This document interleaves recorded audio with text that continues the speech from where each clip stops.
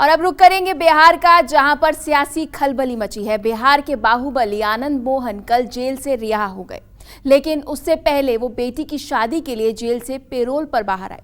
कल उनके बेटे चेतन की सगाई में नीतीश कुमार और तेजस्वी यादव खुद पहुंचे। उनकी रिहाई पर सियासत खूब गर्म है। न्यूज़ 24 ने उनसे हर मुद्दे पर खुलकर बात की। आइए सुनते हैं। बिहार सरकार ने पूर्व सांसद आनंद मोहन को एक बड़ा तोहफा दिया है। सरकार के विधि विभाग ने उनकी रिहाई का आदेश जारी कर दिया है। इस वक्त खुद वो हमारे साथ है। सर, ये क्या कहेंगे मुख्यमंत्री नीतीश कुमार को या डिप्टी सीएम तेजस्वी जो हुआ हम उसका स्वागत करते हैं और राज्य सरकार और खास करके मुख्यमंत्री जी का आभार प्रकट करते हैं। एक केवल आनंद मोहन को रिहाई के लिए पूरा कानून में बदलाव करना पड़ा। बिल्कुल नहीं, ये बिल्कुल गलत बात है। ये उड़ाई गई खबर है। ये ऐसा जो बोलते हैं वो सुप्रीम कोर्ट और हाई कोर्ट की अवमानना करते हैं।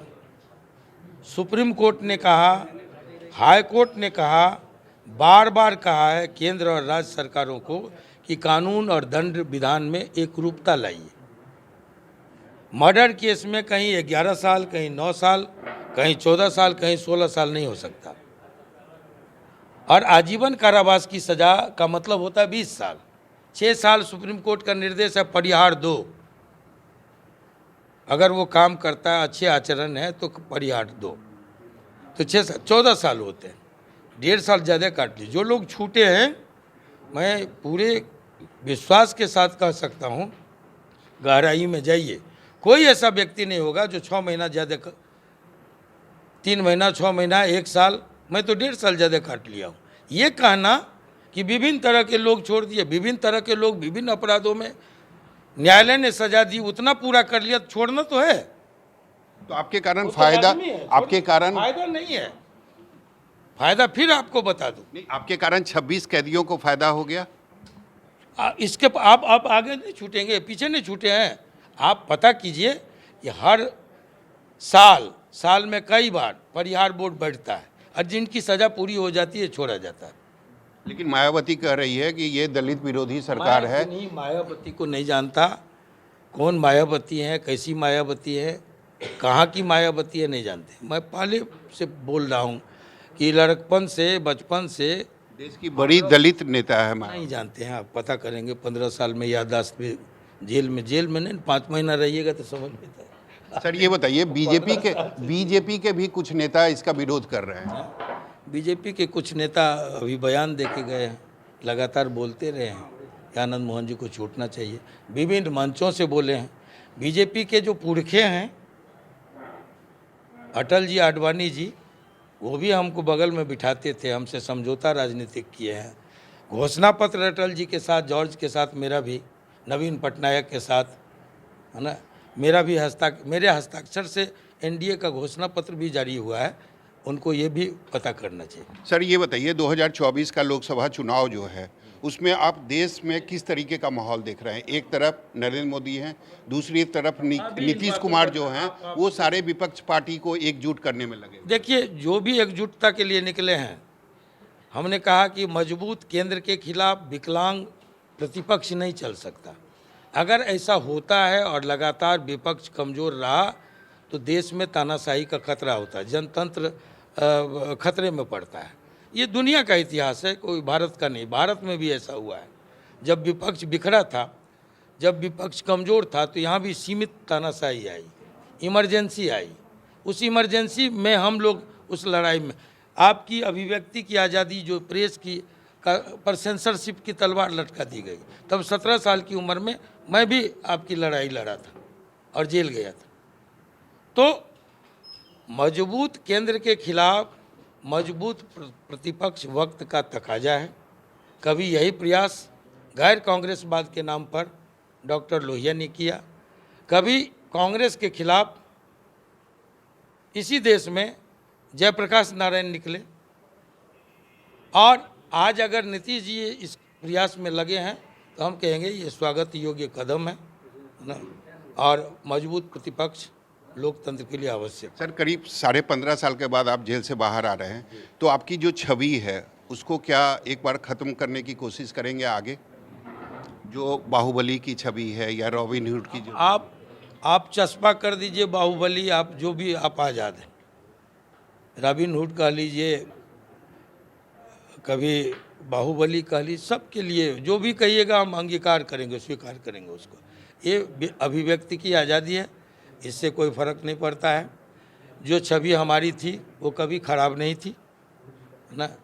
हम स्वतंत्रता सेनानी परिवार से हैं, हम जेपी सेनानी स्वयं रहे हैं, और हम एक मजबूत प्रतिपक्ष की कोशिश लगातार करते रहे। जब हमारे साथी सत्ता में जाते थे, लोग सत्ता के लिए पार्टी बदलते हैं, जब हमारे साथी सत्ता में जाते होते थे तब आप देखते होंगे आनंद मोहन अलग खड़ा रहता था। तो जो प्रतिपक्ष की भूमिका है मैं वो लगातार निभाता रहा। तो अभी भी प्रतिपक्ष की भूमिका में भी आगे रहेंगे। तो 2024 में आनंद मोहन की भूमिका क्या होगी? अगर लगेगा कि जो ये आपको बता दें कि जो भी राजनीतिक फैसला लेंगे हम, हमारे जो दुर्दिन के साथी है, बुरे दिनों के साथी है ना, अकेला जी इधर है, हमारे कुलानंद अकेला जी है, प्रेसिडेंट हैं बिहार के, फ्रेंड्स ऑफ आनंद के, है ना। तो जो भी फैसला होगा हमारा वो निकलने के बाद होगा। ऐसी कोई संभावना कि आप अपनी पार्टी को फिर से एक बार पुनर्जीवित करेंगे? देखिए, अभी संभावनाओं की बात हम नहीं कह सकते।